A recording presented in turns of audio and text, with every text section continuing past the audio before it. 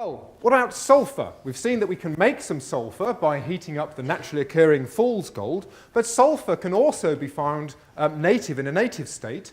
In fact, here is some sulphur. This is around a volcano. This volcano is on the island of Volcano in Italy, and the yellow colour that you see here is actually, well, it's just lumps of sulphur. If we zoom in, here is the sulphur just lying around this volcano, and in fact here again is just a boulder of pure sulphur. This beautiful yellow crystal that we see here is also sulphur, just dug up out the ground. Okay, naturally occurring sulphur. Well, sulphur was also at one time called brimstone, and brimstone means burning stone. And this is because this thing that you dig up out the ground, this stone, does in fact burn. Now, I have some sulphur here in a little dish floating on this cork. I'll just move the rose out of the way. In fact, we'll take another rose and use it for this experiment. We'll put this rose in here.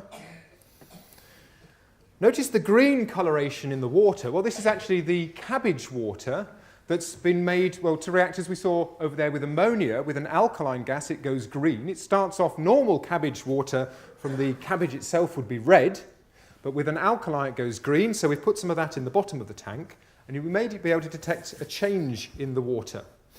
We're going to burn the sulphur, if I can spot there it is, yep, the lighter here. So I'm going to set the sulphur on fire, so remember it's burning stone, brimstone. Oops. So my sulphur is now burning. I'm going to put this jar on top of it. And this is because when sulphur burns, it gives out a rather nasty choking gas called sulphur dioxide. So the sulphur seems to be burning quite nicely. The sulphur dioxide is actually very heavy, much heavier than air, so it's gradually filling up the jar here, but we'll put the lid on before any of it gets out. So the sulphur here is burning and it's forming sulphur dioxide. Now, why have we put a rose in here? One of the properties of sulphur dioxide is that it bleaches roses and colours.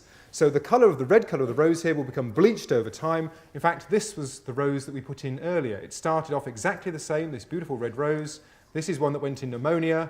This is one that went into the chamber here with sulphur dioxide. Now, I said that we should be able to detect a colour change as well in the water. We'll have to keep an eye on that. But the chemical reaction that we have occurring here, the sulphur, the burning stone here, the sulphur is reacting with the oxygen that's in the air in this container, forming sulphur dioxide gas. Now, with extra oxygen, sulphur can form sulphur trioxide. In fact, this method here used to be used to form sulphur trioxide and indeed sulphuric acid by adding a little bit of saltpeter to provide some extra oxygen and a catalyst to form the sulphur trioxide. But I think somebody's had a good whiff of ammonia there. Remember, smelling salts, so don't faint.